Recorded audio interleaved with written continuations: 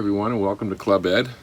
I'm Ed Vollmer, and Arts at the Palace is bringing this to you online for free ukulele lessons. So let's get started. First of all, we're going to talk about tuning.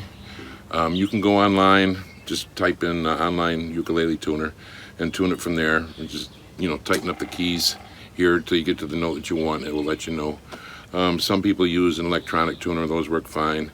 If you get your first note, let's talk about the strings.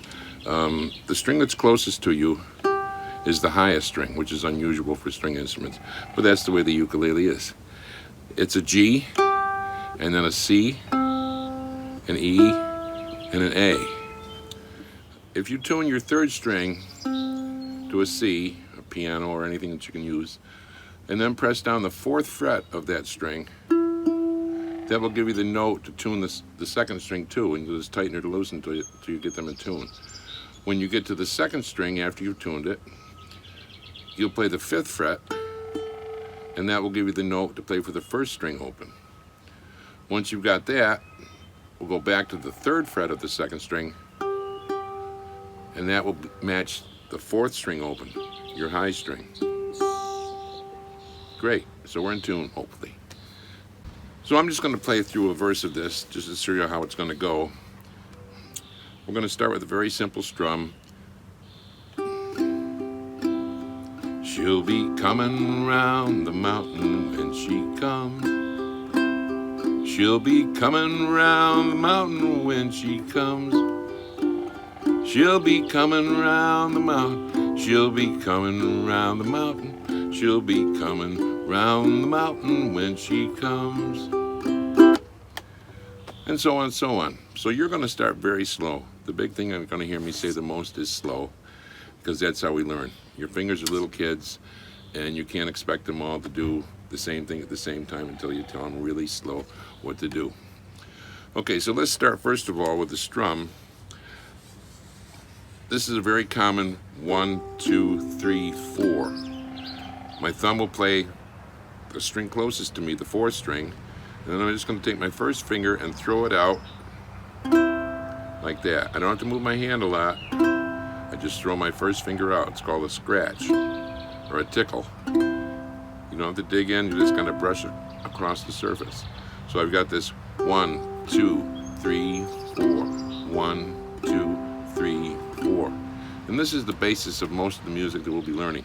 Some things are in waltz time, what we call 3/4, which would be like this. 1, 2, 3, 1, 2, 3, 1, 2, 3, 1, 2, 3.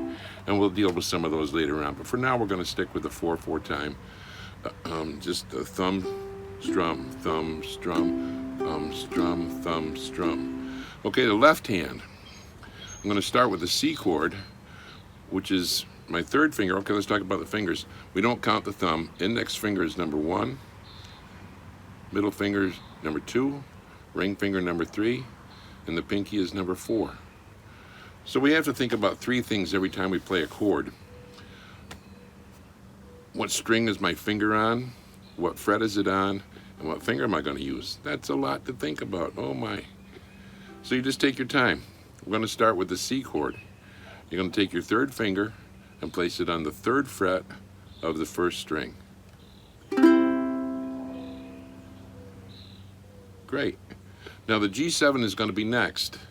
I'm just going to take my third finger and slide it down to the second fret and put my second finger on the second fret of the third string, and my first finger will go on the first fret of the second string. And you can go back and look at the diagrams I'll be putting up to accompany these.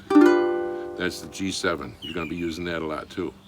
So I'm just going to 1, 2, 3, 4, 1, 2, 3, 4, 1, 2, 3, 4, 1, 2, 3, 4. So your fingers are going to hurt. The tips are going to get little grooves in them. And just play it every day, and eventually you'll get some calluses. They'll build up, so it won't hurt quite so much. But when you first start, yeah, they're going to be sensitive. It's going to get a little tender on the ends. That'll go away eventually. So one of the big things about this, learning anything, is to do it as often as you can, at least once a day, so your fingers don't forget, because they will forget. if you pick it up. Like 3 days later, you're going to forget everything you struggled with. So do yourself a big favor and at least spend a few minutes each day going over these things, and that way it'll toughen up your fingers as well. So you're going to go over these changes. These are the tricky parts. Once you're on any given chord, it's fairly easy to play that because you don't have to think about it very much. It's the switches to the next chord that are going to mess you up. So we're just going to take these and do them very slowly. G7, C,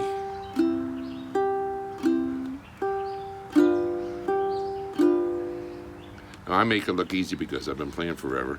Your fingers are going to be all over the place, lifting up. Try and keep them curved and anticipate where they're going to go. So when I play my C, my second and first finger are poised and ready to go to the G7. Okay? The C7 is pretty easy. There's my C with my third finger on the third fret of the first string. I'm going to place my first finger on the first fret of the first string. And then we're going to go to an F chord. So I'm going to take my first finger, lift it up. I'm going to put my second finger down first on the fourth string, second fret. My first finger will move to the first fret of the second string. So we got C, C7, F. Now I'm going to go to G7 next. I'm going to leave my first finger where it is. It doesn't have to move. I'll pick up my third finger and put it on the second fret of the first string, my second finger on the second fret of the third string. Voila, the G7. So this finger is considered what we call an anchor finger. In other words, you don't have to move it, so don't lift it. Okay? You're going to have a tendency to let your fingers fly off. Keep them down. There's no strings up here. Did I mention slow? Yes, we're going to do these very slow. So you should be going like this. She'll be coming round the mountain when she comes. She'll be coming round the mountain when she comes. She'll be coming round the mountain. She'll be coming round the mountain. She'll be coming round the mountain when she comes. Okay, fairly straightforward. Again, you'll be learning chords that you're going to use in lots of other songs down the road. I imagine people are going to send me requests for more contemporary things. We're going to start just, again, with some what I call campfire songs, things like that. That's where we start, simple songs. So we covered the strum, which is a very 1, 2, 3, 4. I would suggest that when you do this, you learn how to count out loud when you're first doing it. So you're playing 1, 2, 3, 4, so you can hear the sound of your own voice to check yourself with. Another thing to think about is make sure that the nails on your left hand are very short as you can get them. If your nails are touching, making contact with the neck anywhere, it's impossible to squeeze down past them. So make sure your nails are short. Make sure your instrument's tuned, your nails are short, and you're a happy camper. Now there's a lot of sites online. You can learn all kinds of things. One of the ones that I like to use is Dr. Uke. He has a great repertoire of all kinds of songs in many different keys, and you can oftentimes get to listen to a brief recording of them online too. So you can check out Dr. Uke, and there's many others you can use as a resource for learning this instrument. Unfortunately, I can't answer questions while I'm doing an online thing, but you can always post a question on YouTube here.